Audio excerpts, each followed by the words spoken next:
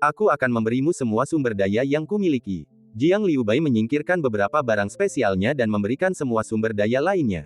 Saat dia membuka artefak luar angkasa, dia melihat lebih dari 400.000 batu roh bermutu tinggi, sebanyak 10.000 obat roh bermutu tinggi, dan item langka yang tak terhitung jumlahnya dari semua jenis.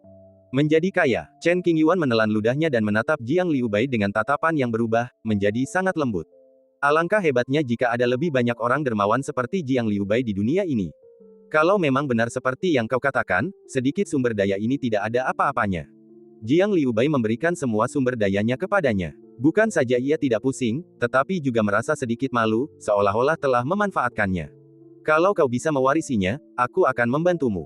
Yah, kamu tidak akan kecewa. Chen Qingyuan menyisihkan sumber daya dan segera memimpin jalan. Bukan saja aku mendapat uang, tetapi aku juga mendapat bantuan. Kesepakatan ini sungguh kesepakatan yang bagus. Chang Ziqiu tertegun. Saat tersadar kembali, Chang Ziqiu tiba-tiba teringat sesuatu. Ia dan Chen Qingyuan telah menandatangani perjanjian tertulis tentang alokasi sumber daya, yang tidak termasuk bagian Jiang Liubai. Oh tidak, aku tertipu. Awalnya, Chang Ziqiu mengira dirinya cukup pintar untuk mengetahui cara menulis perjanjian tertulis, tetapi siapa sangka ada manfaat tersembunyi. Dia melirik Chen Qingyuan, dan melalui tatapan matanya yang berkedip-kedip, dia yakin bahwa Chen Qingyuan tidak akan memberikannya kepadanya, dan merasa sedih. Ayo pergi. Mereka bertiga pun berangkat dan langsung menuju ke Northern Wilderness. Dalam perjalanan, Jiang Liubai terus menguji Chen Qingyuan, mencoba mencari tahu identitasnya. Chen Qingyuan agak licik, tidak pernah mengungkapkan identitas aslinya dan tetap misterius. Adapun Chang Ziqiu, dia tetap diam. Jiang Liubai mungkin tak pernah menyangka bahwa orang yang memberinya kekayaan tertinggi adalah mantan saingannya.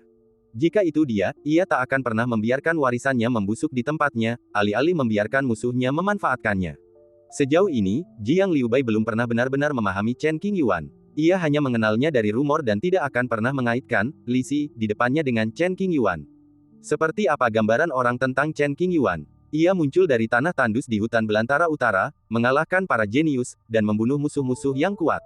Dia masuk Akademi Daoyi, berpartisipasi dalam pesta besar Sekte Tao, menekan rekan-rekannya, dan menjadi terkenal di seluruh dunia. Kemudian, ketika Sekte Qing dalam bahaya, seorang pria membawa tripod, mengangkat seluruh sekte, berjalan melewati darah, dan melangkah ke tanah lama. Citra semegah itu jarang ditemukan dalam ratusan ribu tahun. Mustahil baginya memiliki pola pikir seorang pengusaha biasa. Setidaknya di hati Jiang Liubai, Chen Qingyuan pastilah orang yang dingin dan sombong. Berada di puncak bersama teman-temannya, ia merasa kesepian di puncak. Sebenarnya, sulit untuk menggambarkan Chen Qingyuan dalam beberapa kata. Untuk bepergian dengan cepat, gunakan susunan teleportasi di berbagai tempat. Saat membayar, Jiang Liubai berkata terus terang, saya tidak punya batu roh lagi, saya akan memberikan semuanya kepada Anda. Akan kuberikan padamu. Chen Qingyuan membayar ongkos tambahannya, tapi tentu saja tidak gratis. Ingatlah untuk mengembalikannya saat kita bertemu nanti. Petik 2 petik 2. Chang Ziqiu dan Jiang Liubai sama-sama terdiam. Apakah kamu malu? Jiang Liubai bertanya. Apa yang perlu dipermalukan? Tanya Chen Qingyuan balik, aku miskin, jadi aku harus menabung. Lagi pula, kita tidak ada hubungan apa-apa, jadi aku tidak bisa membayarmu untuk mengambil susunan teleportasi itu. Aku sudah berikan semua hartaku padamu, dan kau bilang aku miskin. Kelopak mata Jiang Liubai sedikit bergetar, dan dia merasa sulit untuk memahami kata miskin. Kamu tidak memberikannya secara cuma-cuma. Aku akan memberimu sesuatu sebagai balasannya. Ini tidak mudah. Chen Qingyuan membalas. Aku tidak akan berdebat denganmu. Sakit kepala. Aku akan berjanji, jangan coba mengingkarinya. Sambil berbicara, Chen Qingyuan mengeluarkan selembar kertas putih dan segera menuliskan hubungan utang tersebut. Ia hanya perlu menandatanganinya. Kau, ini pertama kalinya Jiang Liuqi bertemu orang seperti itu dalam hidupnya yang panjang. Ia menggertakkan giginya, dan warna aneh terpancar di matanya yang dingin. Akhirnya, atas desakan Chen Qingyuan, Jiang Liuqi menandatangani namanya. Jumlah batu spiritual yang harus dibayarkan, 1000 batu spiritual berkualitas tinggi. Menonton adegan ini, Chang Ziqiu tiba-tiba merasa beruntung karena dia tidak mengalami hal seperti itu. Bahkan Chang Ziqiu masih memikirkan satu hal, tidak dapat dipercaya bahwa Chen Qingyuan akan menyelesaikan masalah dengannya. Sekitar sebulan kemudian, mereka bertiga tiba di Northern Wilderness dengan selamat. Hampir sampai, kata Chen Qingyuan. Jika kau menipuku, kau akan mati dengan menyedihkan. Jiang Liuqi masih memiliki sedikit rasa tidak percaya dan ancaman. Jangan khawatir, mengingat besarnya sumber daya yang dimilikinya, Chen Qingyuan pasti mampu melakukan ini. Setelah melakukan perjalanan melalui bintang-bintang yang tak terhitung jumlahnya, kami akhirnya tiba di pintu masuk reruntuhan kuno. Di luar reruntuhan, banyak individu kuat bersembunyi di balik bayang-bayang, melindungi keturunan mereka. Ada juga beberapa individu yang sangat jahat yang berniat merampok kekayaan mereka yang tidak memiliki latar belakang. Bahkan jika Jiang Liuqi mengungkapkan penampilan aslinya, hanya sedikit orang di dunia yang tahu asal-usulnya. Selama bertahun-tahun, Jiang Liuqi hanya muncul saat ia bertarung melawan Chen Qingyuan, dan ia bersikap rendah hati. Suara mendesing. Mereka bertiga melangkah ke gerbang batu. Seperti biasa, Chen Qingyuan meminta Lao Hei untuk tinggal di luar. Di tingkat pertama reruntuhan yang sunyi, tidak ada tanda-tanda kehidupan. Jiang Liuqi melirik beberapa kali dan mengerutkan kening. Tempat itu tidak terlihat seperti tempat pewarisan Kaisar Semu. Terlalu sunyi, berdengung. Chen Qingyuan mengeluarkan token yang diberikan oleh roh gunung dan mengaktifkannya. Segera setelah itu, cahaya hijau turun dari langit dan menyelimuti ketiga orang itu. Saat berikutnya, kekosongan itu terpelintir, dan ketiganya ditarik ke dalam pusaran kekosongan itu oleh suatu kekuatan lembut. Pemandangan berubah, Chen Qingyuan dan yang lainnya telah tiba di tingkat kedua reruntuhan dan muncul langsung di puncak gunung raksasa. Saat Chen Qingyuan tiba, roh gunung menghalangi area puncak gunung dan mengusir semua biksu yang telah mencapai puncak menuruni gunung. Para praktisi yang akhirnya mencapai puncak tanpa kebingungan, wajah mereka linglung. Mereka mendongak, tetapi kabut menutupi pandangan mereka dan tidak dapat melihat apapun. Ada yang ingin mendaki gunung lagi, tetapi mendapati mereka terhalang oleh penghalang yang tidak bisa ditembus. Pada saat ini, hanya Chen Qingyuan dan yang lainnya yang berada di puncak gunung. Senior, saya yang membawa orang itu ke sini. Chen Qingyuan berkata dengan keras. Singkatnya, hanya butuh waktu 3 bulan lebih sedikit. Demi memenuhi perjanjian dan mendapatkan sumber daya ini, Chen Qingyuan tidak berani beristirahat.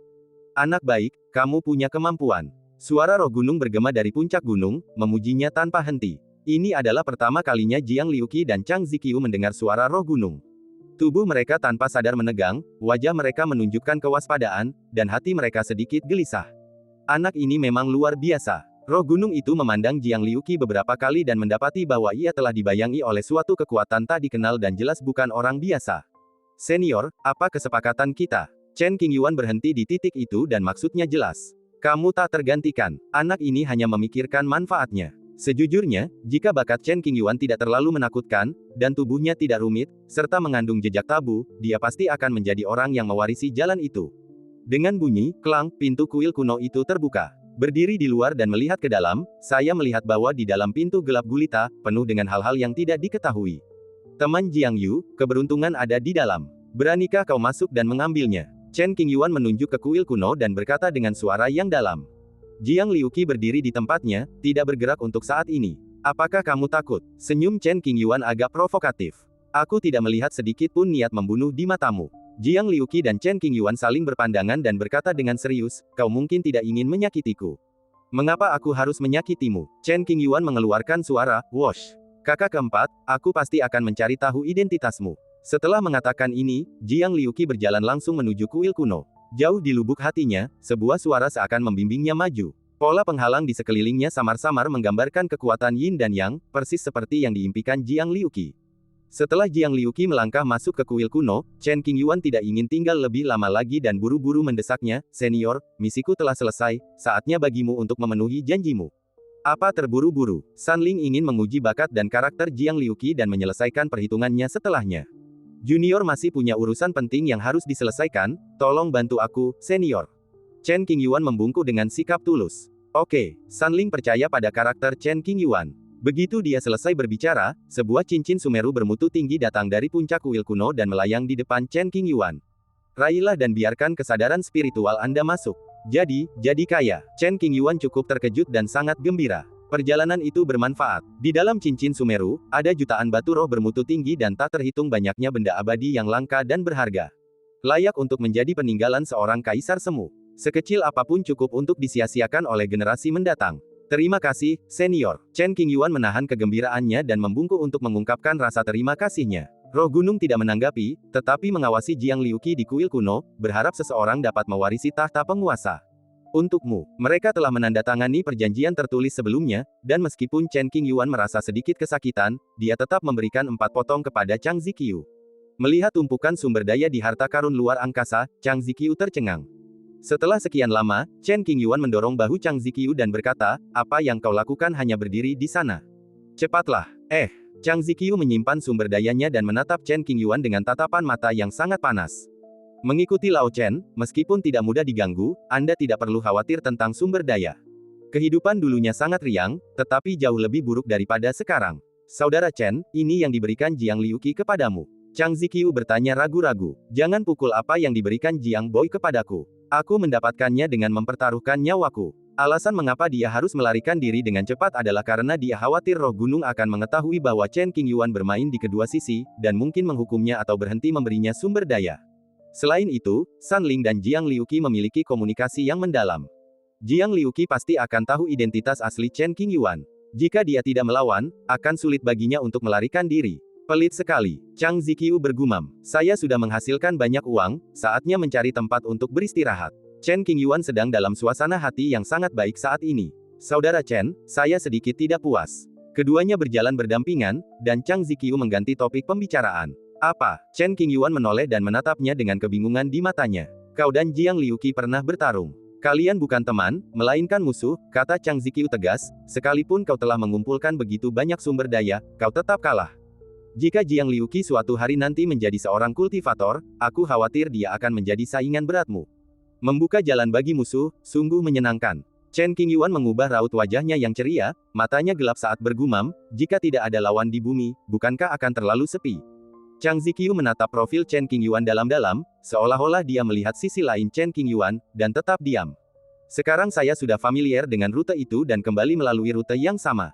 Setelah meninggalkan reruntuhan kuno, keduanya pergi ke kota kuno terdekat, memasuki restoran yang elegan, dan menghabiskan beberapa bulan di sana. Pesan beberapa pot anggur yang enak dan beberapa makanan lezat. Duduklah di kursi yang elegan, dengarkan musik dan nikmati tarian. Seorang gadis muda melayani di sisinya sambil menuangkan teh dan air. Kehidupan seperti itu membuat banyak orang iri. Nyaman, berbaring di kursi malas dan minum sedikit anggur, Chen Qingyuan merasa sangat puas. Di atas meja, Lao Hei melingkarkan tubuhnya, mengunyah beberapa kue kering berkualitas tinggi, dalam suasana hati yang ceria. Chang Ziqiu menatap para penari di atas panggung, tanpa pikiran jahat di matanya, hanya kekaguman. Tiba-tiba, tangan kiri Chen Qingyuan yang memegang gelas anggur bergetar sedikit dan alisnya berkerut. Ada liontin giok di tanganku, rusak. Liontin giok Ziki dapat menerima pesan dari jarak berapapun, asalkan tidak berada di seberang laut kekacauan. Namun, liontin ini hanya dapat digunakan sekali. Nilainya sangat tinggi dan kehabisan stok di banyak tempat.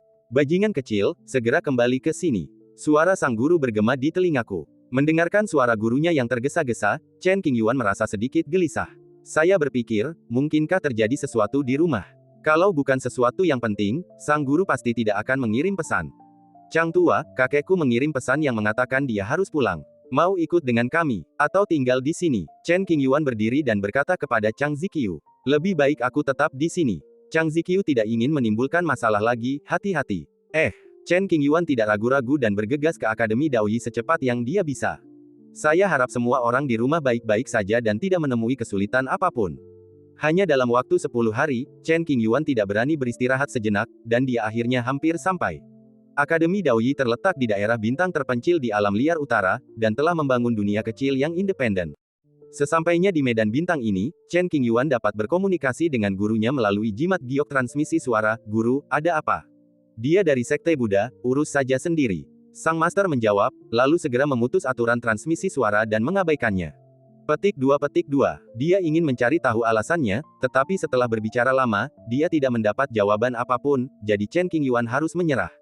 Seseorang dari agama Buddha, siapakah dia? Chen Qingyuan mengerutkan kening dan berpikir, lalu bergegas melanjutkan perjalanannya beberapa langkah lebih cepat.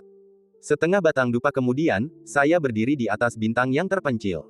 Di hadapan kami, berdiri seorang biksu yang mengenakan jubah sederhana. Chen Qingyuan mengenali identitasnya hanya dengan melihat punggungnya. Ia begitu terkejut hingga berteriak, Putra Buddha.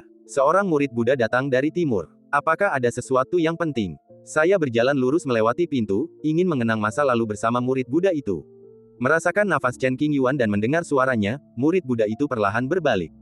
Jarak antara keduanya tidak terlalu jauh, dan pandangan mata mereka bertemu. Kontak mata ini membuat Chen Qingyuan tertegun. Murid Buddha itu tampak lesu dan kehabisan tenaga, dengan sedikit jejak energi hitam yang memancar dari antara kedua alisnya. Yang benar-benar mengejutkan Chen Qingyuan adalah bahwa putra Buddha sedang menggendong bayi dalam pelukannya. Apa yang terjadi? Setelah beberapa saat terkejut, Chen Qingyuan bertanya dengan ekspresi terkejut. Aku ingin meminta sesuatu padamu, dermawan Chen. Suara sang Buddha menjadi serak setelah 10 menit. Silakan bicara. Chen Qingyuan menatap bayi dalam gendongan Buddha dan berkata dengan suara gemetar, aku akan membantumu semampuku. Saya ingin menitipkan anak ini kepada Tuan Chen. Ketika mengucapkan kata anak, tubuh Fauzi sedikit gemetar, seolah-olah sedang menekan sesuatu. Anak, percayakan padaku. Tiba-tiba, Chen Qingyuan teringat gosip Pangeran Langya. Mustahil, sungguh keterlaluan. Buddha, dari mana anak ini berasal? Chen Qingyuan tidak setuju secara langsung dan bertanya. Sang Buddha terdiam. Entah berapa lama waktu berlalu, angin sepoi-sepoi menggoyangkan bajuku dan juga menyentuh hatiku. Milikku. Murid Buddha itu mengangkat matanya, menatap Chen Qingyuan, dan berkata dengan suara serak. Apa? Chen Qingyuan berseru kaget setelah mendengar ini, anakmu. Apa kau bercanda? Murid Buddha itu tampaknya sudah menduga Chen Qingyuan akan bersikap seperti ini, dan wajahnya tetap tanpa ekspresi. Semakin tenang murid Buddha itu, semakin Chen Qingyuan merasa bahwa masalah ini tidak sederhana. Bagi anak-anak umat Buddha modern, masalah ini sungguh terlalu besar. Tercengang dan tercengang. Anak-anak Buddha, anak-anak Buddha. Kalimat ini terus terngiang dalam pikiran Chen Qingyuan dan tidak bisa dihilangkan. Bagaimana seorang penganut Buddha bisa punya anak? Dengan siapa? Lagi pula, di antara wanita masa kini, siapa yang dapat menarik perhatian seorang Buddha? Pertanyaan yang tak terhitung jumlahnya muncul, membuat Chen Qingyuan ketakutan dan pikirannya kacau. Murid Buddha itu membiarkan Chen Qingyuan menatapnya dengan tatapan aneh dan rumit, tetapi ekspresinya tetap tidak berubah, seperti tubuh tanpa jiwa. Seberkas udara hitam, yang tak terlihat oleh mata telanjang, telah bertahan di antara kedua alis sang Buddha dan tak pernah hilang. Silakan. Murid Buddha itu akhirnya bertindak dan perlahan berjalan menuju Chen Qingyuan. Langkahnya terasa berat, seolah ditarik oleh kekuatan miliaran pound. Ketika mereka sudah sangat dekat, murid Buddha itu menyerahkan bayi dalam pelukannya kepada Chen Qingyuan. Melihat bayi dalam buaian, tubuh Chen Qingyuan bergetar beberapa kali. Ia menggendong bayi itu dengan hati-hati dan membuka mulut, tetapi ia tidak tahu harus berkata apa. Gelombang besar di hatinya tak dapat ditenangkan dalam waktu singkat. Buddha, apa sebenarnya yang terjadi? Chen Qingyuan menatap bayi dalam pelukannya dan bertanya dengan suara gemetar. Murid Buddha itu ingin menjawab, tetapi tidak tahu harus mulai dari mana, jadi ia hanya diam saja. Ada sedikit noda di matanya, dan kemurnian yang sebelumnya ia miliki telah lenyap. Suara mendesing. Tanpa mengucapkan selamat tinggal kepada Chen Qingyuan, murid Buddha itu menghilang ke langit tanpa jejak. Dalam sekejap mata, hanya Chen Qingyuan dan anak dalam pelukannya yang tertinggal di sana. Ekspresi Chen Qingyuan sangat kaya. Ia sudah lama tidak bisa merasakan kenyataan. Rasanya seperti sedang bermimpi, dan semuanya palsu dan tidak sepenuhnya nyata. Wow, tiba-tiba, bayi dalam gendongannya mulai menangis. Mungkin karena saya meninggalkan pelukan Buddha dan kehilangan rasa aman itu. Mungkin dia lapar dan ingin minum susu. Mendengar tangisan itu, kesadaran Chen Qingyuan ditarik kembali ke kenyataan dan dia harus menerima hal yang tidak masuk akal ini. Dia menunduk dan memeriksa bayi itu dengan saksama. Kulit merah muda dan kepala bulat. Sepasang mata besar yang sempurna, jernih, dengan lapisan air mata di dalamnya. Tangan kecil itu meronta-ronta, mencoba melepaskan diri dari pelukan Chen Qingyuan, orang asing. Gadis. Setelah melihatnya beberapa kali, Chen Qingyuan merasakan fluktuasi napas bayi dan mengidentifikasi jenis kelaminnya, lalu berkata dengan terkejut. Jadilah anak baik, jangan menangis, paman akan membuatkanmu sesuatu untuk dimakan. Chen Qingyuan tidak merasa terganggu dengan tangisan bayi itu, ia hanya merasa bingung dan bingung. Bagaimana mungkin dia, seorang pemuda perawan, mengurus seorang gadis kecil yang baru berusia sekitar setengah tahun? Ya Tuhan, kenapa kau menyiksaku seperti ini? Setelah mengeluh dalam hatinya untuk waktu yang lama, Chen Qingyuan bergegas kembali ke Akademi Daoyi dengan hati yang sangat rumit. Hal pertama yang harus dilakukan adalah pergi ke Spirit Beast Garden di Akademi. Tuan Su, apakah Anda punya susu binatang yang terbaik? Chen Qingyuan menghindari banyak orang dan berlari ke taman binatang roh seperti pencuri, dan menemukan seorang tetua perempuan yang bertanggung jawab atas tempat itu. Adik Chen, apa yang sedang kamu lakukan? Tetua itu sudah cukup tua, wajahnya dipenuhi tanda-tanda usia. Ketika melihat wajah Chen Qingyuan yang berdebu, Guan Yu bertanya. Jangan beritahu siapapun. Kemudian, Chen Qingyuan mengangkat kain lembut yang menutupi tubuh bayi itu. Anak, si tua Su tiba-tiba berseru kaget, Chen kecil, kamu bahkan punya anak saat jalan-jalan.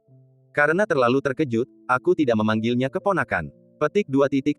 Petik 2. Chen Qingyuan tidak dapat mengungkapkan penderitaannya, itu bukan aku. Saya ingin menceritakan keseluruhan ceritanya, tetapi ketika saya memikirkan status istimewa saya sebagai seorang murid Buddha, saya hanya bisa menyembunyikannya, saya mengambilnya dalam perjalanan pulang.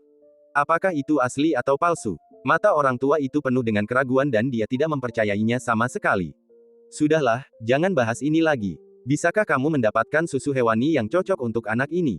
Chen Qingyuan tersenyum pahit. Ya, tunggu. Su yang lebih tua ingin sekali bergosip, dan pikirannya terus membayangkan segala macam perselisihan cinta. Tak lama kemudian, si tetua datang membawa susu hewan dan dengan penuh perhatian membuat botol.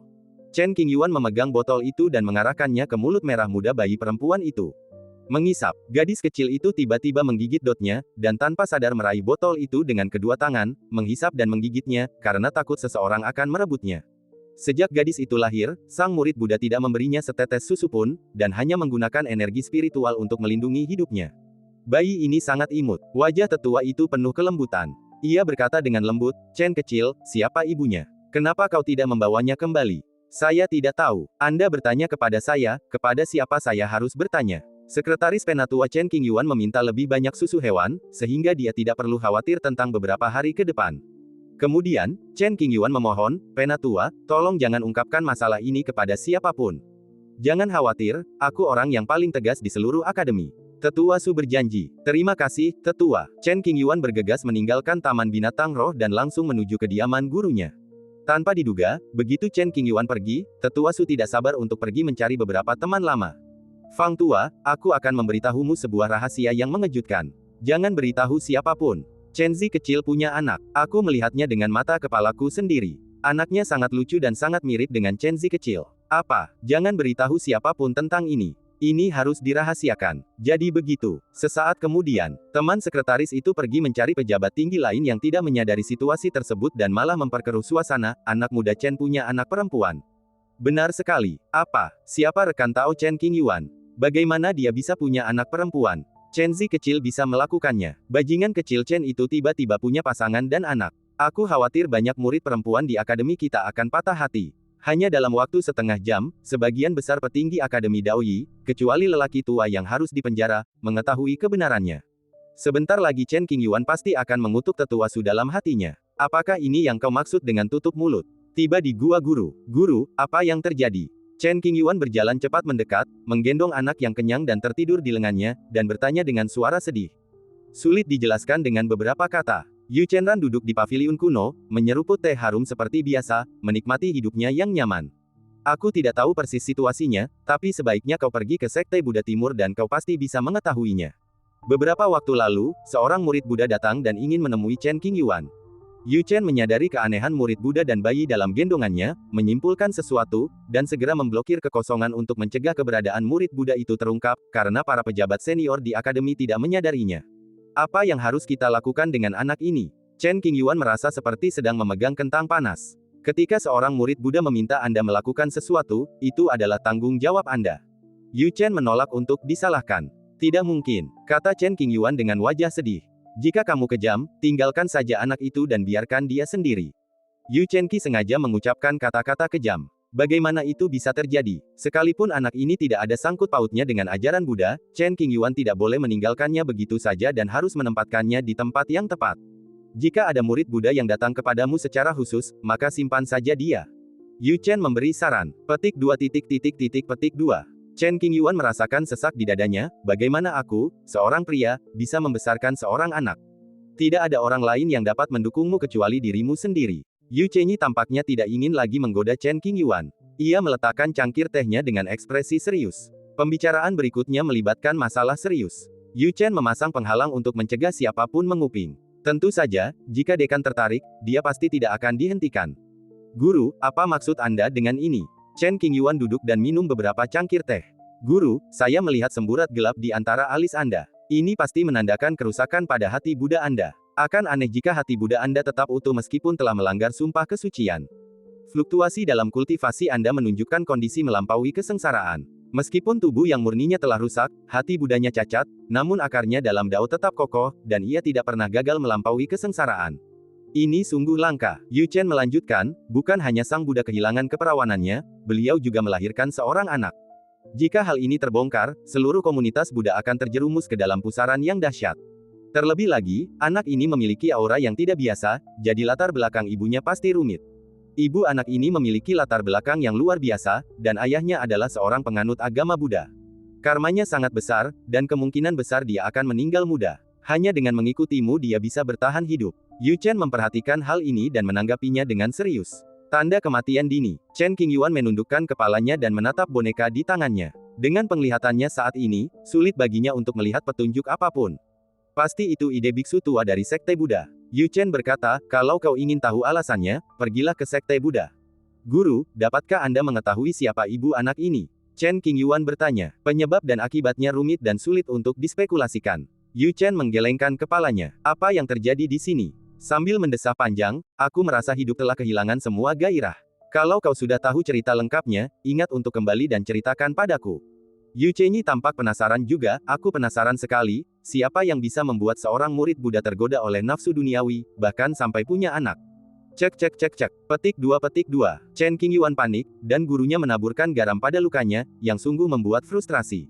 Saya ingatkan, jangan pernah bilang ke siapapun kalau dia anak Buddha. Kalau tidak, agama Buddha akan kacau balau. Jika seorang anak penganut agama Buddha lahir, ia tidak akan memenuhi syarat untuk mengambil alih posisi pemimpin agama Buddha dalam menghadapi kritik publik. Beberapa tahun kemudian, biksu tua itu meninggal dunia, tanpa meninggalkan penerus. Agama Buddha akan runtuh, dan kekacauan pasti akan terjadi di timur. Setan akan merajalela, dan ratusan juta orang biasa akan menderita. Jadi begitu, Chen Qingyuan tahu keseriusan masalah ini dan tidak bisa mengungkapkan kebenarannya. Di Akademi Daoyi yang luas, selain Chen Qingyuan, hanya dekan dan 2 wakil dekan yang tahu tentang hal itu.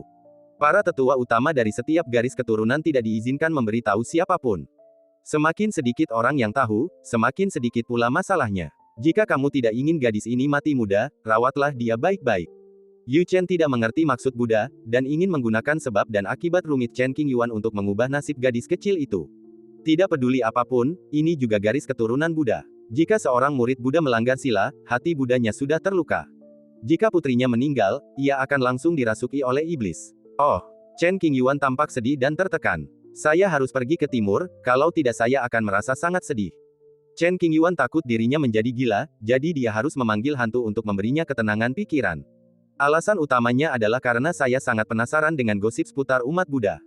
Siapakah itu? Bahkan para pengikut Buddha pun telah diurus. Dengan perasaan campur aduk, Chen Qingyuan bersiap memulai hari berikutnya tanpa penundaan. Saat itu malam sudah larut dan semua orang di rumah sudah tidur. Chen Qingyuan berdiri di dekat jendela, memandangi bayi perempuan yang sedang tidur di tempat tidur. Bayi itu berwarna merah muda, lembut, dan sangat imut. Ada anak kecil di sekitarku entah dari mana. Benar-benar mengejutkan. Perasaan ini sangat aneh. Tentu saja tidak menjijikkan, tapi sangat memalukan. Pangeran Langya, Anda tidak melakukan kelalaian apapun. Saya telah melihat semuanya. Chen Qingyuan tersenyum pahit dan memutuskan bahwa dia harus berbicara baik-baik dengan Pangeran Langya saat dia bertemu dengannya lagi. Aku pikir ramalan Pangeran Langya hanya omong kosong, tapi aku tak pernah menyangka ramalannya begitu akurat. Sakit kepala, ia menoleh dan melihat keluar jendela, memandangi cahaya bulan yang lembut dan terang. Kecelakaan ini mengganggu ritme hidup Chen Qingyuan. Keesokan harinya, Chen Qingyuan menggunakan energi spiritualnya untuk melepaskan popok bayi, membuatnya rapi dan bersih. Memegang boneka, siap berangkat. Untuk menghindari pertemuan dengan kenalannya, Chen Qingyuan bersembunyi dari satu tempat ke tempat lain dan menghindari satu pos pemeriksaan demi satu pos pemeriksaan. Setelah berusaha sekuat tenaga, akhirnya saya sampai di pintu keluar. Ledakan. Dia pikir dia bisa pergi dengan tenang, tetapi pemandangan di hadapannya membuat Chen Qingyuan tertegun dan ketakutan. Ratusan pria dan wanita tua berdiri di pintu keluar, dengan senyum aneh di wajah mereka dan tatapan mata yang tajam, semuanya menatap dada Chen Qingyuan, melihat melalui teknik rahasia yang disembunyikan dan melihat boneka itu. Sudah berakhir. Pikiran pertama Chen Qingyuan. Wajahnya pucat dan dia tergeletak di tanah karena malu. Reputasi saya seumur hidup telah hancur. Tuan pencatat buku Taman Binatang Roh, kau orang yang sangat pendiam. Baru beberapa saat, tapi semua orang tua yang bisa kukenal tahu tentang itu. Para tetua takut Chen Qingyuan akan menggunakan cara khusus untuk melarikan diri, jadi mereka memblokir pintu keluar tadi malam. Keponakan Chen, izinkan aku melihat putri kesayanganmu. Seorang lelaki tua yang baik hati datang dengan tatapan penuh harap di matanya. Kami memiliki murid baru di akademi kami, ini hal yang baik. Seorang wanita tua datang perlahan, bersandar pada tongkat. Chen kecil, siapa pendamping taumu? Putri kebanggaan tanah suci mana ini? Semua orang sangat tertarik dengan pasangan Tao hayalan Chen Qingyuan. Chen Qingyuan berdiri di sana, dia lebih baik mati daripada dikalahkan. Pria tua dan wanita tua di depannya adalah petinggi Akademi Daoyi. Mereka semua adalah kultivator Mahayana akhir, yang mampu membawa perubahan di dunia. Chen Qingyuan tidak mempunyai kekuatan untuk melawan dan membiarkan para tetua mempermainkannya. Anak ini sangat lucu, dia sangat mirip dengan Chen Zi kecil. Aku juga berpikir begitu. Gadis yang cantik. Aku ingin sekali memeluknya. Petik 2. Chen Qingyuan sebenarnya ingin berkata, mereka bukan keturunanku, bagaimana mungkin mereka mirip? Tidak peduli bagaimana Chen Qingyuan menjelaskan bahwa dia dijemput dari luar, para tetua tidak mempercayainya sama sekali dan yakin bahwa ini adalah putri kandung Chen Qingyuan. Baiklah, Anda memiliki senioritas dan kekuasaan untuk melakukan banyak hal, jadi Anda memiliki keputusan akhir. Mengenai tidak menggunakan seni mistik untuk mengidentifikasi kerabat, itu karena Chen Qingyuan ingin melindungi putra Buddha. Begitu sumber darah terdeteksi dan secara tidak sengaja ditelusuri kembali ke putra Buddha, masalah ini mustahil untuk disembunyikan. Putra Buddha, engkau tidak akan pernah mampu membayar kembali apa yang telah engkau hutangkan kepadaku dalam kehidupan ini. Chen Qingyuan dikepung dan tidak bisa bergerak. Para tetua biasanya tinggal di rumah dan jarang memperlihatkan wajah mereka, tetapi mereka sangat gembira pada hari ini. Beberapa murid sejati sempat tidak menyadari situasi tersebut. Melihat para biksu kepala dari berbagai sekte muncul, mereka mengira sesuatu yang besar akan terjadi di akademi. Mereka pun menegang dan mempersiapkan diri secara mental untuk hidup berdampingan dengan akademi. Apakah akademi akan menghadapi bencana? Banyak murid yang berpikir seperti ini dan merasa sedih. Apakah kamu akan mencari ibu anak itu?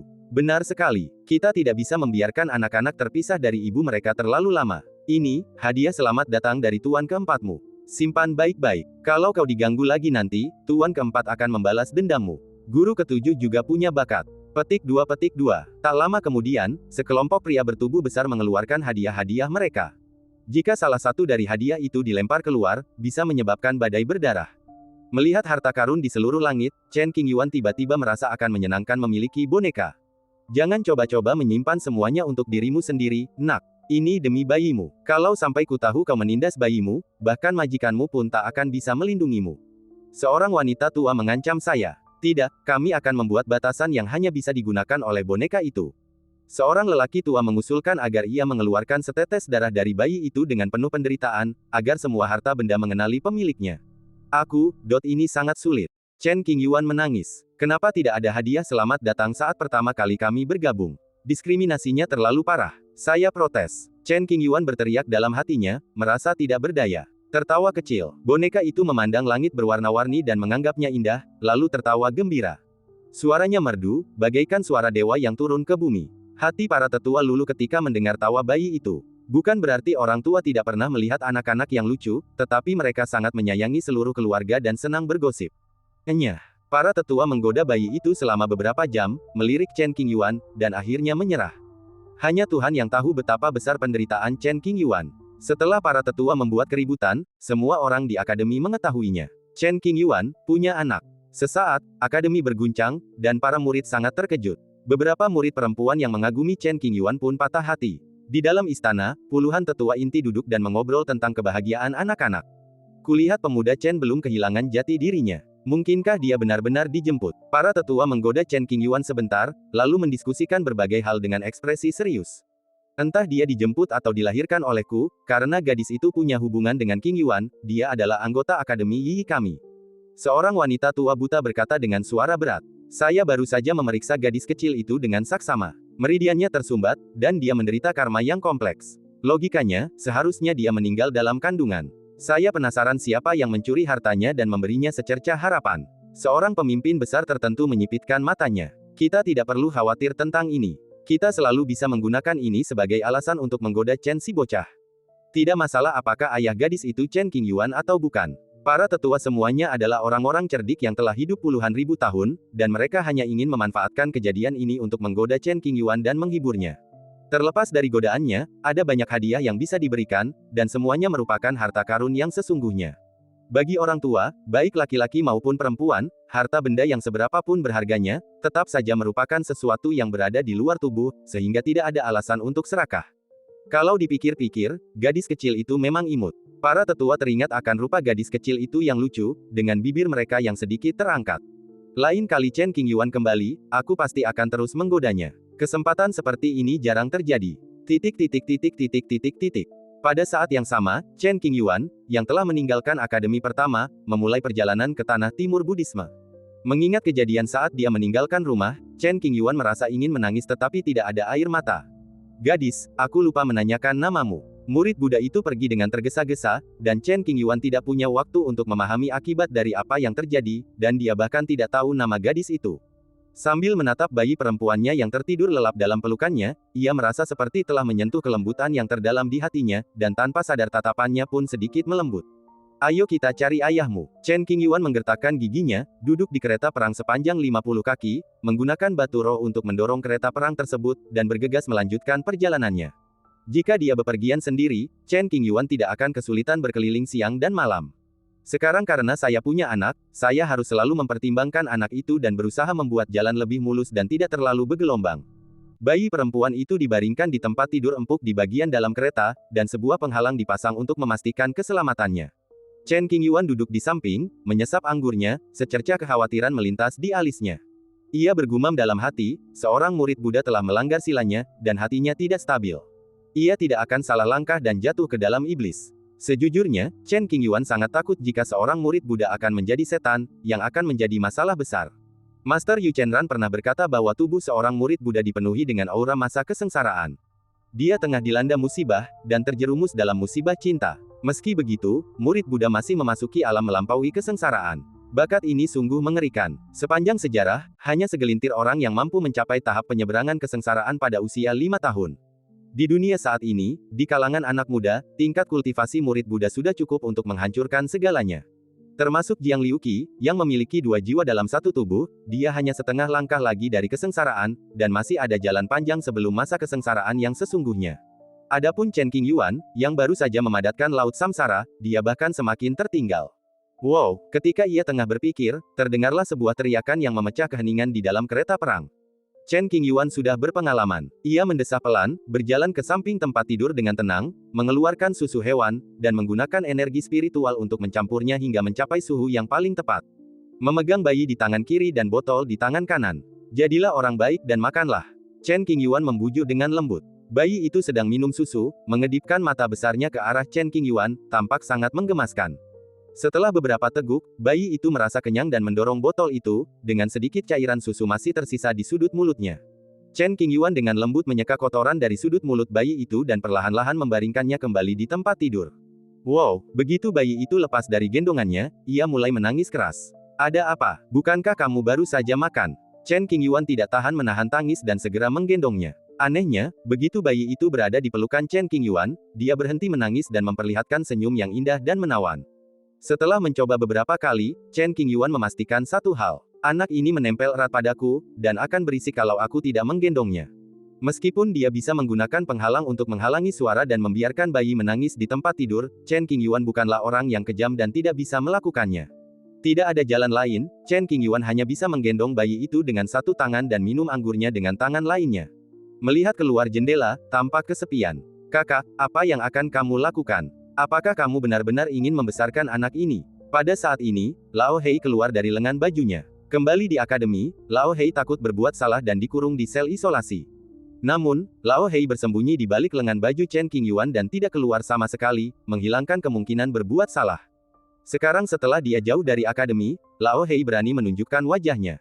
Mari kita pergi ke kuil Buddha terlebih dahulu dan mencari tahu situasinya.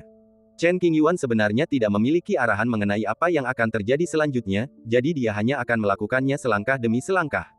Penampilan gadis itu sangat memengaruhi arah hidup Chen Qingyuan. Ia tidak pernah menyangka akan menghadapi situasi seperti itu suatu hari nanti.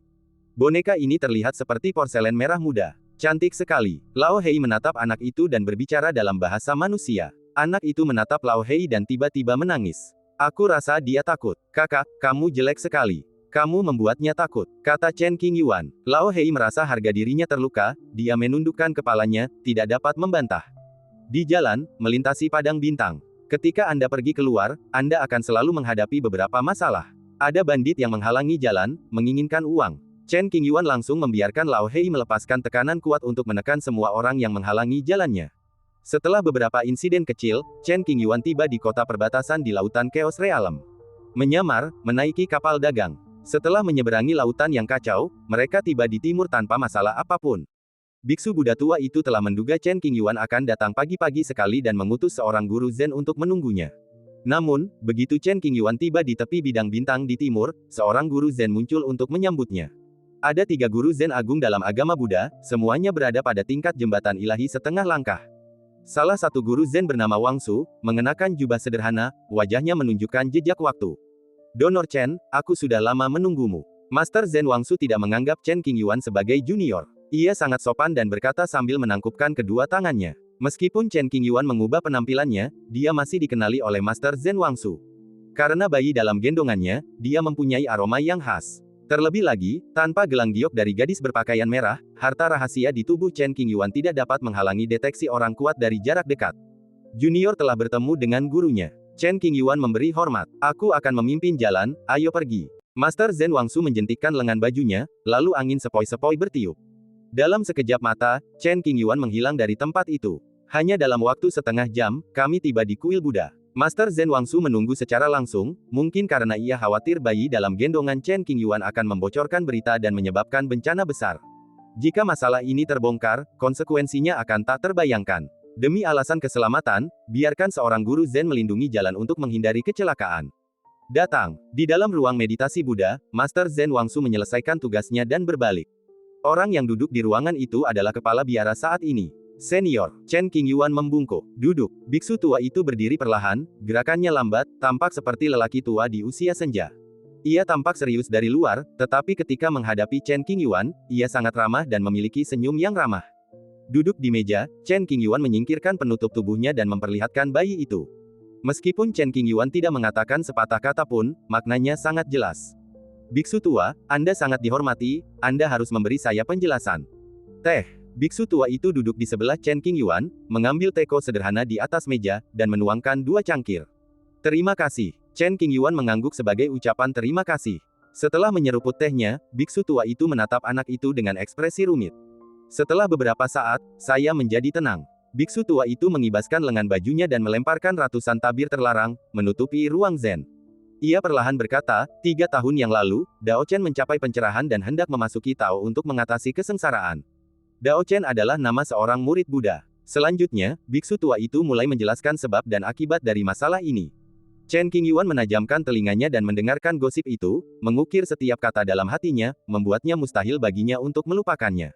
3 tahun lalu, seorang murid Buddha datang ke dunia untuk mengatasi malapetaka. Saat melangkah ke dunia, masa lalu tersegel rapat, dan aku tak tahu dari mana aku berasal atau kemana harus pergi. Berubah menjadi manusia dan mengalami kesulitan, terjebak oleh cinta. Di sebuah kota kecil di dunia sekuler, seorang murid Buddha telah melupakan dharma, pikirannya kosong, dan dia duduk di sudut seperti seorang pengemis, wajahnya pucat. Karena Anda telah mengalami kesengsaraan, Anda tentu akan seperti orang biasa, merasa lapar dan mengetahui perbedaan antara dingin dan panas. Bersaing mendapatkan makanan dengan anjing liar dan makan serta hidup dengan pengemis. Kehidupan seperti ini berlangsung selama beberapa bulan. Tubuh sang Buddha kotor, rambutnya dipenuhi rambut patah, ia hidup dalam keadaan linglung, dan matanya tampak bingung. Suatu hari, seorang gadis muda datang ke kota itu dan berkenalan dengan penganut agama Buddha. Ia menyiapkan sebuah gubuk beratap jerami yang dapat menaunginya dari angin dan hujan, membawa makanan yang cukup, dan memberitahu penganut agama Buddha cara bertahan hidup. Gadis itu juga tinggal di kota, tidak jauh dari tempat tinggal penganut agama Buddha itu. Keduanya sering bertemu dan perasaan mereka satu sama lain tumbuh dengan cepat. Karena berbagai alasan, pemuda dan pemudi Buddha itu jatuh cinta. Jika seorang penganut agama Buddha melanggar sila, ia akan disambar petir. Malam itu, pikirannya jernih dan ia merenungkan masa lalu. Ia tahu ia telah melakukan kesalahan besar dan bermandikan guntur kesengsaraan dengan tubuh fisiknya tanpa perlawanan apapun. Mungkin kekuatan Sang Buddha terlalu mengerikan, atau mungkin kehendak Dao Agung tidak rela membiarkan putra Sang Buddha binasa. Bencana petir ini tidak membunuh murid Buddha tersebut, tetapi malah membantunya mencapai status tubuh emas dan menjadi guru yang mampu melewati bencana dengan cara alternatif. Setelah mengatasi kesengsaraan, murid Buddha itu pergi. Tidak lama kemudian, gadis itu menemui Sang Buddha dan memberitahunya bahwa dia sedang hamil. Berita ini bagaikan sambaran petir yang mengejutkan, membuat umat Buddha menjadi gila dan bingung. Gadis itu berkata, jika kamu setuju, aku akan menggugurkan anak itu, dan kita akan impas mulai sekarang. Murid Buddha itu tetap diam dan tidak bergerak. Amitabha. Saat itu, murid Buddha itu sudah setengah Buddha, setengah iblis, dan berada dalam kondisi yang sangat buruk. Setelah berpikir lama, ia tetap tidak mengangguk, tetapi matanya diam-diam setuju bahwa gadis itu boleh memberikan anak itu. Buddha berkata, menyelamatkan nyawa lebih baik daripada membangun pagoda 7 lantai. Dia telah melanggar sumpah kesuciannya, dan jika dia kemudian membunuh anaknya sendiri, dia akan benar-benar jatuh ke jalan setan, dan tidak akan ada jalan kembali. Lebih jauh lagi, murid Buddha merasakan fluktuasi kehidupan janin dan tidak sanggup melakukannya. Karena sang anak dibebani karma yang sangat besar, ia pun hampir meninggal dalam kandungan. Murid Buddha itu mengambil risiko dikeluarkan dari sekte Buddha dan pergi ke sekte tersebut. Ia menceritakan situasi tersebut kepada biksu tua dan berlutut memohon bantuan biksu tua itu.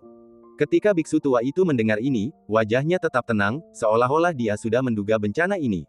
Oleh karena itu, biksu tua itu muncul di tempat terpencil, dengan paksa menyembunyikan kekuatan surga, melindungi janin tersebut, dan memastikan bahwa janin tersebut dapat lahir dengan selamat.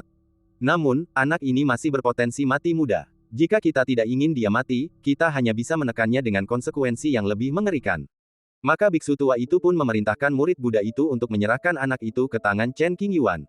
Sungguh indah. Setelah mengetahui keseluruhan cerita, Chen Qingyuan tidak dapat mempercayainya dan tampak tertegun. Amitabha, biksu tua itu menundukkan kepalanya dan berbicara lembut. Ini adalah malapetaka yang ditakdirkan untuk Sang Buddha, dan tak terelakkan.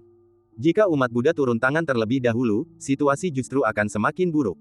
Itu tidak masuk akal. Chen Qingyuan merenung, bahkan jika seorang murid Buddha melampaui kesengsaraan dan kehilangan ingatan serta ajaran Buddhanya, mustahil baginya untuk jatuh cinta pada seseorang. Apa yang Anda tabur di masa lalu akan menghasilkan buah kerja keras Anda hari ini. Biksu tua itu menggumamkan sesuatu yang misterius. Guru, mohon beri saya pencerahan. Jika dia tidak mengetahui hal ini, Chen Qingyuan tidak akan bisa tidur dan makan. Sekitar 300 tahun yang lalu, Dao Chen pergi berlatih dan menyelamatkan seorang gadis kecil. Gadis itu adalah takdir Sang Buddha saat ini. Buddha telah menyelamatkan banyak orang. Apakah gadis ini istimewa? Chen Qingyuan bertanya. Anggota klan Yu. Biksu tua itu mendesah dan menjawab dengan jujur. Klan Yu. Chen Qingyuan terkejut dan akhirnya mengerti keseriusan masalah ini. Apa itu klan Yu? Suatu perlombaan antara kebaikan dan kejahatan. Lebih spesifiknya, mereka adalah mantan setan. Para pembudidaya iblis, yang kejam dan tak berperasaan, mengembangkan teknik haus darah, menyebabkan pertumpahan darah yang tak terhitung jumlahnya. Bertahun-tahun kemudian, banyak pembudidaya iblis yang tersadar, memutuskan akar iblis mereka sendiri, dan memulai hidup baru. Setelah bertahun-tahun terakumulasi, para pembudidaya iblis yang terbangun itu berevolusi menjadi ras baru. Kelompok etnis itu adalah klan Yu. Klan Yu tidak diakui oleh orang benar maupun iblis. Oleh karena itu, anggota klan Yu jarang menjelajah dunia, dan bahkan ketika mereka menjelajah untuk menimba pengalaman, mereka tidak akan mengungkapkan asal-usul mereka, karena takut diserang. Kalau kita serius-serius, cinta antara murid Buddha dengan anggota suku setan itu sebenarnya adalah kolusi antara agama Buddha dengan suku setan. Kalau masalah ini sampai terbongkar, saya jadi bertanya-tanya, sebesar apa sensasi yang ditimbulkannya dan sebesar apa dampak yang ditimbulkannya. Ini, Chen Qingyuan tertegun. Tak heran nasib anak itu begitu tragis. Sungguh keterlaluan anak dari seorang penganut Buddha dan setan bisa lahir hidup-hidup. Dari perspektif ini, biksu tua itu mampu menyelamatkan nyawa anak itu, kekuatannya benar-benar mengerikan. Gadis itu adalah Kiki dari klan Yu. Ia terdampar di pengasingan saat masih muda dan diselamatkan oleh Dao Chen.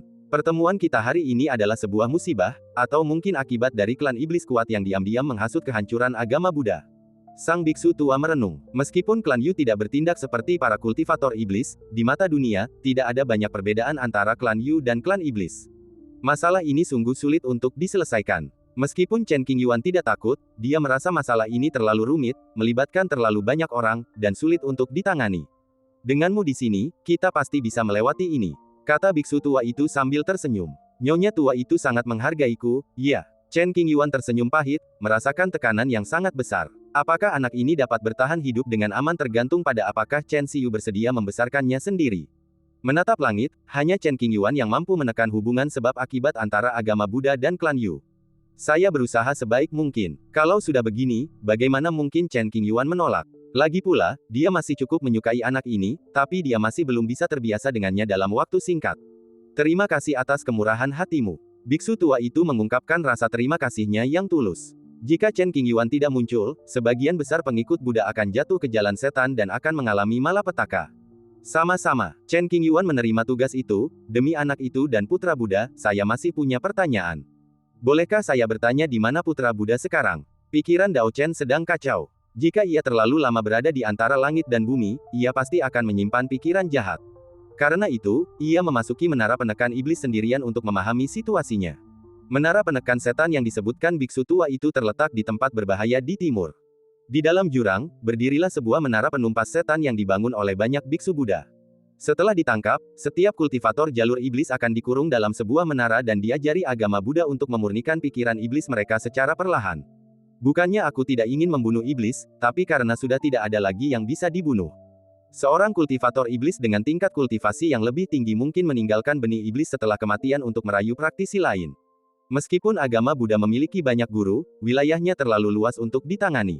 Oleh karena itu, untuk membangun menara penekan iblis ini, seseorang hanya perlu memenjarakan iblis yang tertangkap di dalamnya dan memurnikannya secara perlahan. Para iblis yang mati di menara penindas iblis telah mengumpulkan kekayaan sedikitnya ratusan ribu selama bertahun-tahun yang tak terhitung jumlahnya.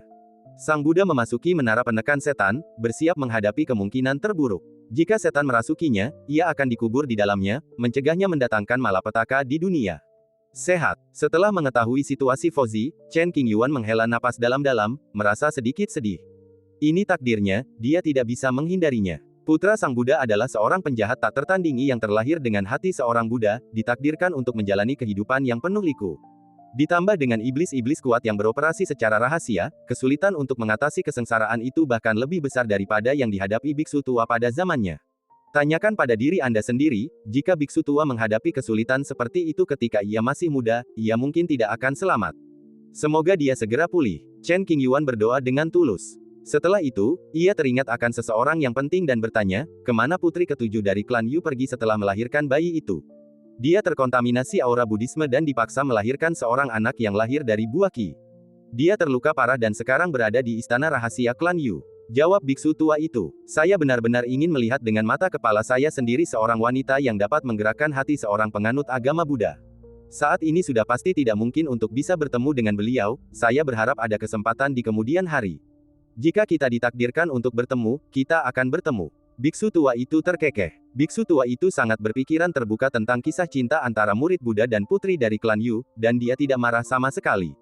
Kalau kamu tidak masuk ke dunia, bagaimana kamu bisa melihatnya? Ini adalah bencana, tetapi juga takdir. Hanya setelah lolos dari bencana, para pengikut Buddha dapat lebih dekat dengan alam kebudayaan sejati. Ngomong-ngomong, siapa nama anak ini? Chen Qingyuan menatap bayi yang sedang tidur, yang wajahnya tembam dan kulitnya putih dan lembut, seperti bola kapas yang lembut. Terserah Anda untuk memilih nama, kata biksu tua itu. Silakan Tuan Chen bersusah payah memilih nama sekuler untuknya. Oke, itu hanya sebuah nama, Chen Qingyuan akan memikirkannya perlahan nanti. Perlahan-lahan, keduanya terdiam. Ada keheningan di ruang Zen. Setelah beberapa saat, biksu tua itu berdiri dan berkata, saya masih perlu membaca kitab suci. Apakah Tuan Chen punya pertanyaan? Tidak lagi, kata Chen Qingyuan. Jika Tuan Chen tidak terburu-buru pergi, saya akan meminta seseorang menyiapkan halaman vegetarian untuknya. Kata biksu tua itu dengan lembut. Tidak, saya tidak terbiasa dengan gaya hidup Buddha. Jika Anda menganut agama Buddha dalam jangka waktu lama dan terus-menerus mendengarkan suara nyanyian, otak Anda akan rusak. Maka Chen Qingyuan pun berpamitan kepada biksu tua itu dan berbalik untuk pergi. Ada biksu tinggi yang melindunginya secara diam-diam untuk memastikan Chen Qingyuan meninggalkan timur dengan selamat. Jangan tertipu oleh pemandangan damai dan makmur di timur. Faktanya, karena usia biksu tua itu, para iblis siap membuat masalah dan arus bawah sedang bergejolak. Bila umat Buddha tidak mampu bertahan pada masa ini, maka tidak akan ada lagi yang dapat menggantikan mereka dalam agama Buddha. Pada saat itu, para iblis akan memanfaatkan kesempatan untuk melancarkan serangan besar-besaran, menghancurkan fondasi agama Buddha, dan membebaskan para pemimpin iblis yang terkurung di menara penekan iblis. Akan terjadi kerusuhan di seluruh surga dan seluruh alam. Orang bilang Buddhisme itu munafik, seperti sekumpulan keledai botak, tapi mereka tidak tahu bahwa kepala-kepala botak inilah yang melindungi perdamaian timur. Chen Qingyuan berjalan sambil memandangi pemandangan makmur di berbagai wilayah timur, tempat perang jarang terjadi, lalu bergumam dalam hati, memang ada beberapa sampah dalam Buddhisme, tapi itu bukan kesalahan seluruh komunitas Buddha. Apa yang dilakukan oleh para pendeta yang mengaku saleh itu adalah hal yang paling keji. Selain di timur, agama Buddha tidak memiliki reputasi yang baik di negeri lain. Alasan utamanya adalah fitnah dari berbagai kekuatan, bukan keyakinan bahwa perkembangan agama Buddha akan memengaruhi kepentingan mereka sendiri. Hal-hal ini bukan urusanku. Chen Qingyuan menggelengkan kepalanya tanpa berpikir panjang, lalu menundukkan kepalanya menatap boneka di tangannya, dan tersenyum pahit, gadis, mulai sekarang kau akan mengikutiku. Memperbaiki rumah sambil membawa anak benar-benar menyusahkan. Setelah lebih dari sebulan berlalu, saya kembali ke hutan belantara utara. Dengan perlindungan para biksu Buddha, Chen Qingyuan menjalani perjalanan dengan lancar tanpa rintangan atau kecelakaan apapun. Setelah memastikan Chen Qingyuan tiba di Northern Wilderness, sang Master Zen pergi dengan tenang. Setelah berpikir panjang, Chen Qingyuan memutuskan untuk tidak pergi ke istana Yixue. Kalau aku masuk akademi, mungkin aku akan dipandangi banyak mata yang penasaran dan suka bergosip, dan akan sulit untuk merasa tenang. Di dalam kota kuno, ada halaman yang elegan dengan pemandangan yang indah. Chen Qingyuan tinggal di sini dan berencana untuk tinggal di sini selama beberapa hari untuk membesarkan anak itu. Kehidupan sehari-hari relatif membosankan, memberi makan, mengganti popok, dan menidurkan bayi. Meskipun orang tua anak itu bukan orang biasa, mereka ternoda oleh karma buruk dan memiliki darah manusia, sama seperti orang biasa. Makan, minum, diare, penyakit, semuanya, tanpa terkecuali. Setengah bulan kemudian, bayinya tumbuh sedikit, dan tampak gemuk dan menggemaskan. Chen Qingyuan membentangkan karpet lembut di tanah yang dingin, meletakkan anak itu di karpet dan membiarkannya bermain. Melihat bayi itu merangkak, duduk dan berdiri, kegembiraan di wajah Chen Qingyuan tak terhapuskan. Yi, berhentilah menarik rambutku. Saat anak bertumbuh dewasa, ia akhirnya akan membutuhkan sebuah nama. Sekarang setelah Anda membuat janji, Anda harus menepatinya dengan baik. Chen Yi, nama seorang gadis. Saatnya mencerahkan mereka. Anak-anak harus diajari sejak kecil. Dengan begitu, mereka akan belajar lebih cepat di masa depan. Chen Qingyuan mengurung anak itu pada waktu tertentu, membuatnya tidak dapat bergerak dan mendengarkannya membaca dengan patuh. Anak itu tidak bisa menggerakkan tubuhnya, dan awalnya ia menganggapnya lucu. Namun, setelah beberapa saat, senyum di wajahnya menghilang, dan ia pun menangis terseduh-seduh, wuh. Sungguh, dia tidak tega melakukan hal itu, jadi Chen Qingyuan harus membiarkan anak itu melakukan apa saja yang diinginkannya dan mengajarinya sebanyak mungkin.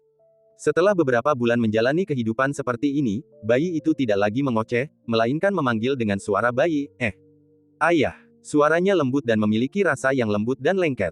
Mendengar panggilan boneka itu, tubuh Chen Qingyuan sedikit menegang dan kelopak matanya tiba-tiba berkedut. Emosi aneh muncul secara spontan, yang sulit dijelaskan. Melihat boneka yang duduk di atas karpet, alis Chen Qingyuan melunak. Ia melangkah maju dan mengusap kepala boneka itu, sambil berkata lembut, jadilah anak baik. Aku benar-benar ingin menggigitnya. Lao Hei muncul entah dari mana dan ingin mencium bayi itu. Wow, saya kira itu karena Lao Hei benar-benar jelek, dan bayinya ketakutan hingga menangis. Kakak, lebih baik kamu jangan tunjukkan kepalamu. Kamu bikin anak itu takut. Chen Qingyuan segera menghalangi pandangan anak itu dan membujuknya dengan lembut. Petik 2. Lao Hei terdiam. Dengan kultivasi Lao Hei, berubah menjadi manusia itu mudah. Namun, ia tidak ingin menjadi manusia. Menurutnya, manusia tidak terlalu menarik dan tidak bisa dibandingkan dengannya. Diubah menjadi ular hitam kecil saja sudah sangat tidak adil bagi Lao Hei. Ia tidak akan pernah menerima perubahan menjadi manusia. Setidaknya, saya tidak bisa menjanjikannya sekarang. Ras manusia sungguh terlalu jelek. Dapat dimengerti bahwa pandangan estetika Lao Hei secara alami berbeda dari orang biasa. Kehidupan yang tenang dan hangat itu berlangsung beberapa saat. Pada hari ini, Chang Ziqiu datang. Melalui slip giok transmisi suara, Chang Ziqiu mengetahui lokasi Chen Qingyuan. Saya tidak ada urusan, jadi saya datang untuk melihat-lihat. Saat pertama kali Chang Ziqiu melangkahkan kaki ke dalam villa, dia melihat Chen Qingyuan menggendong bayi itu, dan dia tercengang.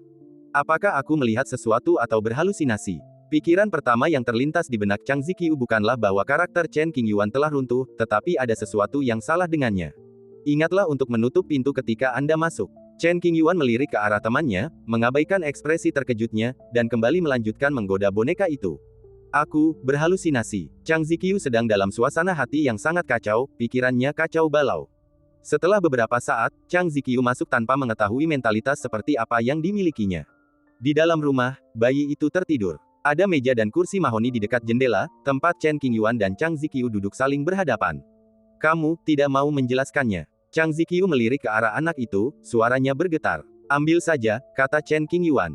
Oh, Chang Ziqiu memasang ekspresi seperti ini, aku sama sekali tidak percaya padamu, lalu mencibir. Mengingat kepribadian Chen Qingyuan, bahkan jika ia menemukan bayi terlantar, ia pasti tidak akan menyimpannya. Ia mungkin akan menitipkannya kepada orang baik hati yang cocok dan memberinya sejumlah uang. Percaya atau tidak, Chen Qingyuan terlalu malas menjelaskan dan memutar matanya.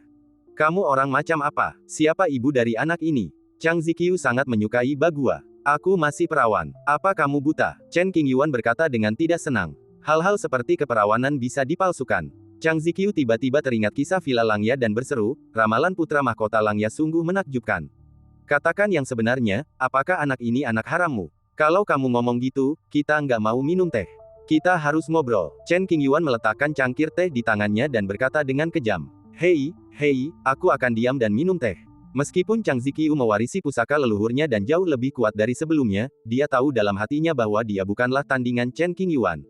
Jika perkelahian benar-benar terjadi, Chang Ziqiu pasti akan menderita. Hal memalukan seperti ini tidak seharusnya dilakukan. Siapa nama anak itu? Setelah hening sejenak, Chang Ziqiu berbicara lagi. Chen Yi. Chen Qingyuan menjawab tanpa ragu. Chen Yi. Chang Ziqiu mengangkat alisnya, sudut mulutnya sedikit terangkat, dan bergumam pelan, nama belakangnya Chen, dan kau masih bilang itu bukan anakmu. Wajah Chen Qingyuan menjadi gelap karena dia pura-pura tidak mendengar. Chang Ziqiu tidak peduli apakah anak ini memiliki hubungan darah dengan Chen Qingyuan. Ia hanya tahu bahwa ini adalah kesempatan untuk menggoda Chen Qingyuan, dan ia harus memanfaatkannya. Kamu bilang kamu ada urusan hari itu dan sudah berpamitan padaku, tapi ternyata kamu malah pergi menjemput anak itu. Chang Ziqiu pernah menderita banyak kemarahan dari Chen Qingyuan di masa lalu, dan dia tampaknya ingin membalasnya sekaligus, merasa sangat bangga terhadap dirinya sendiri. Gulungan. Chen Qingyuan melotot. Aku mengatakan beberapa kebenaran kepadamu, dan kamu marah. Chang Ziqiu terus menggoda. Ledakan. Dengan tendangan tiba-tiba, Chen Qingyuan menendang Chang Ziqiu keluar rumah. Chang Ziqiu, yang tampak berdebu dan berdebu, sama sekali tidak marah, malah tersenyum. Ia membersihkan diri, mendorong pintu hingga terbuka, dan melangkah masuk dengan langkah percaya diri. Ledakan. Chang Ziqiu baru saja masuk ketika dia diusir oleh Chen Qingyuan lagi. Tidak apa-apa, toh tidak sakit, Chang Ziqiu sama sekali tidak keberatan. Lagi pula, ia jarang melihat Chen Qingyuan terlihat frustrasi, dan ia merasa sangat bahagia. Chen Qingyuan tidak dapat menceritakan seluruh kisah boneka itu kepada Chang Ziqiu karena ia telah berjanji kepada biksu tua itu bahwa masalah ini menyangkut masa depan para pengikut Buddha dan kedamaian banyak orang, jadi ia harus merahasiakannya. Mengenai reputasi baik agama Buddha, biksu tua itu tidak terlalu yakin. Ayah, boneka itu terbangun, menggosok matanya, dan mengeluarkan suara pelan. Chen tua, kau masih bilang itu bukan bayimu. Chang Ziqiu, yang sedang duduk di rumah sambil minum teh, tersedak, tubuhnya tersentak, dan ekspresinya menjadi rumit. Bangun, minum. Chen Qingyuan memahami kebiasaan sehari-hari anak itu dan tahu bahwa dia pasti lapar ketika bangun. Dia menggendong bayi itu di lengannya dan memberinya susu dengan lembut. Chang Ziqiu, yang duduk di sebelahnya, tercengang. Dia diam-diam mengeluarkan batu foto dan ingin merekam pemandangan itu. Ini semua sisa-sisa sandiwara Chen Qingyuan. Ia langsung mengetahui tipu muslihat Chang Ziqiu, menyita batu foto, dan memperingatkannya, kalau kau berani menusukku dari belakang, aku tidak akan mengajakmu lagi saat aku mendapat masalah. Chang Ziqiu diancam dan tidak berani melakukannya lagi. Dalam sekejap mata, Chen Qingyuan telah tinggal di sini selama 3 hari. Bayinya sudah berusia 3,5 tahun. Dia sudah bisa berjalan dan mengucapkan beberapa kata sederhana. Ayah, minum susu. Chen Yi mengenakan gaun putih lembut, matanya bulat dan cemerlang bak bintang. Ia berbicara dengan suara bayi, memperlihatkan deretan gigi susu, dan pipinya yang kemerahan tampak seperti bisa diperas air. Chen Qingyuan mengeluarkan susu, yang suhunya tepat, dan menyerahkannya kepada bayi itu. Yi, Paman Chang, peluk aku. Chang Ziqiu tinggal di sini untuk waktu yang lama dan sangat menyukai boneka porselen merah muda di depannya, dengan senyum di wajahnya. Tidak, Yi memegang botol itu, mengerucutkan bibirnya, dan menunjukkan rasa jijik yang tak tersamar di matanya. Ia menolak tanpa ragu. Petik 2. Seperti yang diduga, dia adalah putri kandung Chen Qingyuan, sama menyebalkannya. Lao Hei bahkan lebih menyedihkan. Setiap kali dia keluar, Yi akan ketakutan setengah mati, jadi dia bersembunyi selama ini, seperti pencuri. Setelah minum susu, Yi tertidur lagi. Berbaring di buaian, tidur nyenyak. Saya baru saja menerima kabar bahwa Jiang Liubai telah memperoleh warisan Kaisar Kuasi Tongyang, dan telah melangkah maju untuk mengatasi kesengsaraan. Warisan Kaisar Kuasi telah menarik banyak orang kuat ke reruntuhan. Banyak orang tewas di reruntuhan. Jiang Liubai terluka parah dan melarikan diri, dan keberadaannya tidak diketahui. Chang Ziqiu pergi keluar, terutama untuk membeli susu berkualitas tinggi untuk Yi, dan kedua untuk menanyakan kabar terbaru. Jiang Liubai adalah harta paling berharga di alam Kunlun, namun seseorang berani menyerangnya. Chen Qingyuan mengangkat alisnya dan tersenyum, menganggap masalah ini sangat menarik. Reputasi Jiang Liubai tidak diketahui, dan hanya sedikit orang yang tahu asal-usulnya. Lagi pula, bahkan jika asal-usulnya terungkap, akan sulit baginya untuk kembali ke negara kekaisaran hidup-hidup. Kekayaan tertinggi yang diwarisi dari Kaisar Semu sudah cukup untuk membuat orang gila. Jika Jiang Liubai tidak meninggalkan beberapa harta karun yang dapat menyelamatkan nyawanya, akan sulit baginya untuk melarikan diri. Hal-hal yang ditinggalkan oleh Kaisar Semu memang sangat menyentuh. Sejujurnya, jika Chen Qingyuan tidak ditolak oleh roh gunung, dia pasti tidak akan menjual warisan itu dengan harga murah. Ngomong-ngomong, kudengar reruntuhannya runtuh satu demi satu, dan puncak yang terisolasi itu telah menghilang. Chang Ziqiu terus berbicara. Gunung itu adalah harta karun kehidupan Kaisar Kuasi Tongyang. Kemungkinan besar Jiang Liubai telah mengambilnya. Senjata milik Kaisar Semu itu tak ternilai harganya. Chen Qingyuan merasa sangat sedih. Lain kali dia bertemu Jiang Liubai, dia pasti akan meminta lebih banyak sumber daya untuk menebus luka hatinya. Anak itu sungguh beruntung. Chang Ziqiu mendengus pelan, iri dengan keberuntungan Jiang Liubai. Jangan bahas dia. Apa ada hal menarik lainnya? Chen Qingyuan telah berada di sini selama 3 hari dan merasa sangat bosan. Ada hal besar lainnya, dan mungkin ada hubungannya denganmu. Chang Ziqiu mengerutkan kening dan berkata dengan serius, dulu, ketika kita berada di wilayah selatan, kau pergi sendiri untuk melakukan sesuatu, dan itu menyebabkan perang hukuman surgawi. Kau ingat? Tentu saja aku ingat. Masalah ini menyebabkan kehebohan besar, bagaimana mungkin Chen Qingyuan melupakannya? Sekitar 10 tahun yang lalu, senjata kekaisaran yang rusak menahan hukuman surgawi, menggemparkan dunia. Sebenarnya, Chen Qingyuan adalah sumber kejadian ini. Kotak misterius itu berisi setetes darah dari kaisar kuno Tai Wei. Chen Qingyuan tidak pernah menyangka bahwa mantan teman fananya sebenarnya adalah keturunan kaisar Tai Wei kuno. Pembatasan pada kotak itu rusak, darah kaisar menyatu ke dalam tubuh sahabat lama, hukum langit dan bumi berantakan, dan banyak sekali orang kuat yang terbangun, siap untuk bergerak. Chen Qingyuan mempertaruhkan nyawanya untuk mengirim teman lamanya ke istana kekaisaran untuk menyelamatkan hidupnya. Selama kurun waktu ini, penguasa suci istana Lihua di wilayah selatan melindungi jalan dan membunuh beberapa orang kuat yang tak tertandingi, menggemparkan surga. Kudengar seseorang muncul dari istana kekaisaran wilayah selatan dan mendirikan arena pertarungan di dekat penghalang tanda kekaisaran, mengundang praktisi dari alam yang sama untuk bertarung. Jika ada yang bisa mengalahkannya, dia akan memberinya harta karun dari istana kekaisaran. Saat Chang Ziqiu mengatakan ini, ada kilatan aneh di matanya, dengan sedikit keinginan. Sebuah lempengan batu di istana kekaisaran juga membawa aura samar pola kekaisaran, dan merupakan harta karun bagi dunia. Mengundang seorang kultivator dari alam yang sama untuk bertarung. Dalam sekejap, sosok Huang Xingyan muncul di depan Chen Qingyuan. Dalam film tersebut, Huang Xingyan adalah seorang pemabuk tua dengan wajah penuh janggut. Alam emas, kata Chang Ziqiu. Konon, ratusan orang telah mencobanya, tetapi sayangnya, tak seorang pun berhasil. Namun, pria misterius yang muncul dari istana kekaisaran tampaknya tidak memiliki niat membunuh dan jarang melukai lawan-lawannya, menunjukkan belas kasihan. Dia sedang mempersiapkan diri untuk menumbuhkan semangat juang dan memulai jalan penaklukannya sendiri, sesuai dengan reputasi besar leluhurnya. Chen Qingyuan berharap dapat bertemu Huang Xingyan lagi. Yang terpenting adalah membuat Huang Xingyan membalas budi.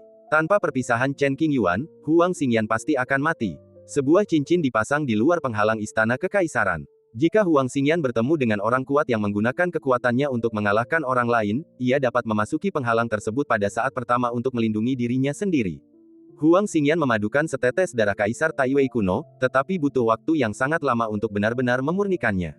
Berjuang adalah katalisator terbaik, yang dapat membuat Anda lebih kuat dalam waktu singkat. Begitu berita ini keluar, semua faksi utama membawa murid pedang emas terkuat mereka dan segera menuju istana kekaisaran di wilayah selatan. Saya mendengar bahwa jika Anda ingin bertarung dengan Huang Xingyan, Anda perlu mengantri, dan diperkirakan akan memakan waktu 10 tahun lagi. Orang-orang berkuasa di dunia sangat penasaran dengan identitas Huang Xingyan dan memiliki berbagai macam spekulasi. Ada yang mengatakan bahwa Huang Xingyan merupakan orang beruntung yang mendapat token untuk memasuki istana kekaisaran secara kebetulan. Ada yang mengatakan bahwa dia adalah keturunan Kaisar Tai Wei kuno, dan pasti membawa wasiat kaisar leluhur dan berkuasa di seluruh surga. Ada yang mengatakan bahwa dia adalah boneka yang dikendalikan oleh hukum pola kekaisaran.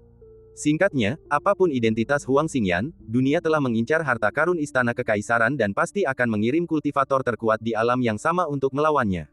Saudara Chen, apakah Anda kenal dengan orang di istana kekaisaran itu?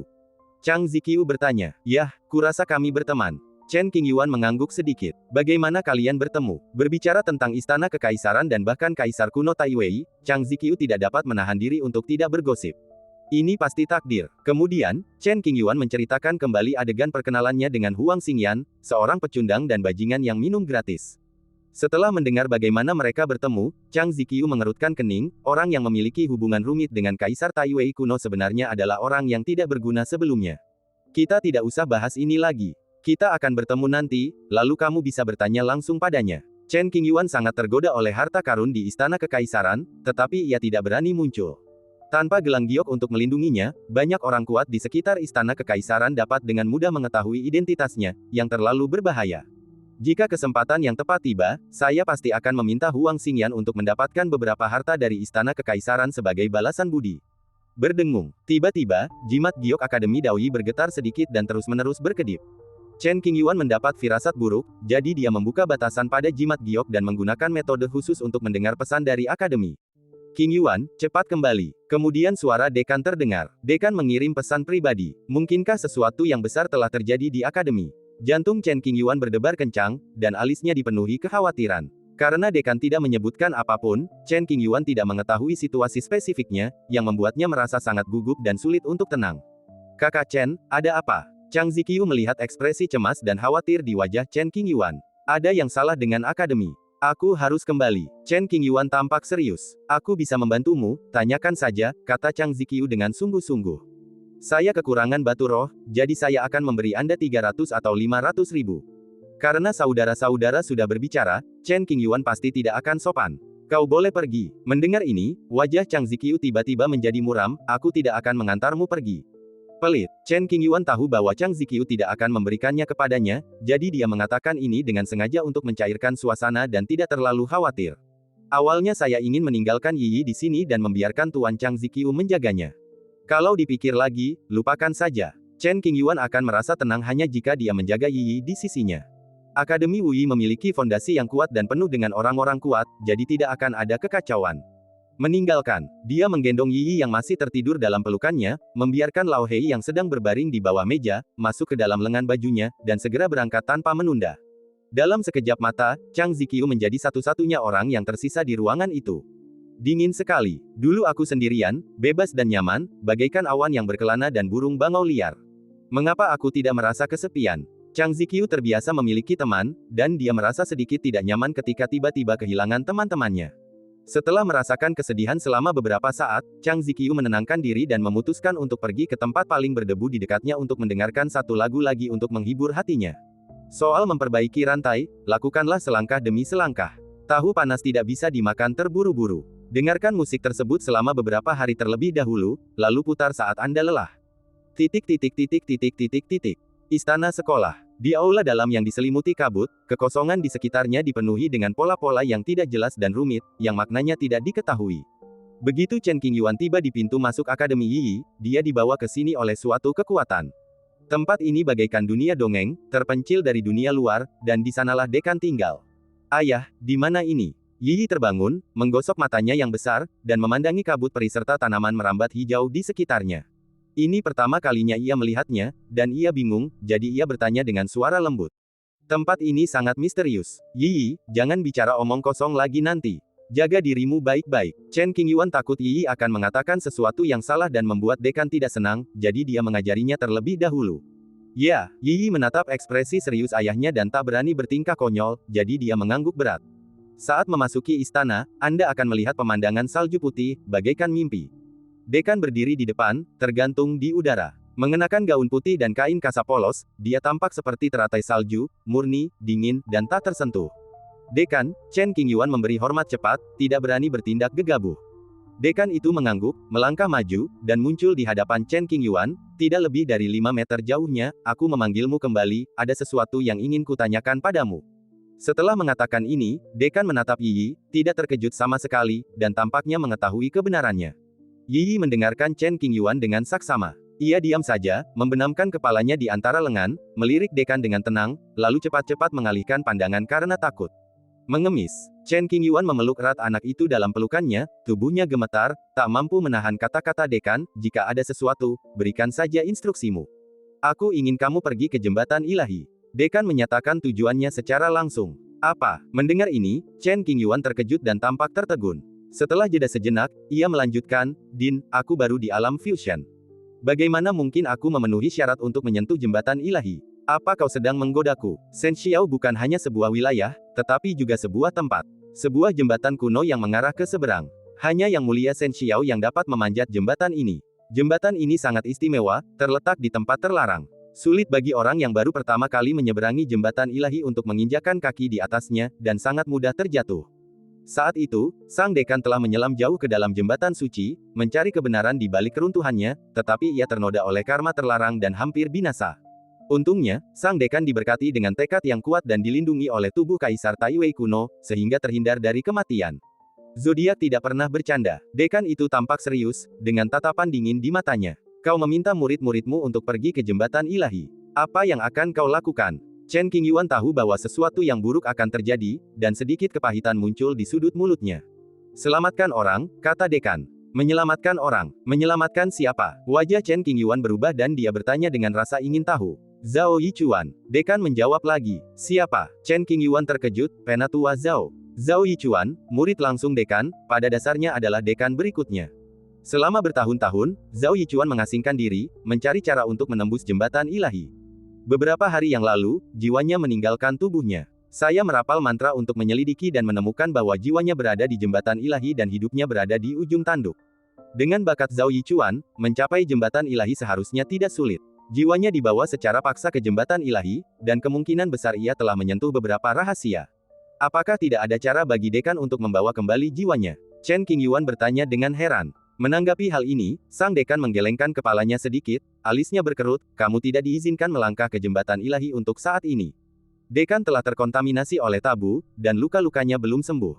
Memasuki jembatan ilahi saat ini tidak hanya akan gagal menyelamatkan Zhao Yichuan, tetapi juga akan membahayakan dirinya sendiri. Kalau kamu saja tidak bisa membantu, bagaimana aku bisa membantu? Guan Yulah yang mengancam nyawa tetua Zhao. Chen Qingyuan ingin membantu, tetapi kekuatannya sendiri terbatas. Kau bisa, kata dekan dengan serius, kau dari Sekte Qing, jadi situasinya rumit. Aku akan memberimu cara untuk melindungi dirimu sendiri, yang akan memastikan kau aman di jembatan ilahi untuk sementara waktu. Meski begitu, sebenarnya ada cerita tersembunyi lainnya. Yang dinilai dekan bukanlah nasib King Zong, tetapi jejak tabu pada tubuh Chen Qingyuan. Bisakah saya benar-benar melakukan ini? Chen Qingyuan merasa gugup. Tidak bisakah kamu? Selalu terasa aneh ketika kata-kata ini keluar dari mulut dekan. Petik 2. Petik 2. Chen Qingyuan ragu sejenak, jika dekan merasa saya bisa membantu, saya bersedia mencobanya.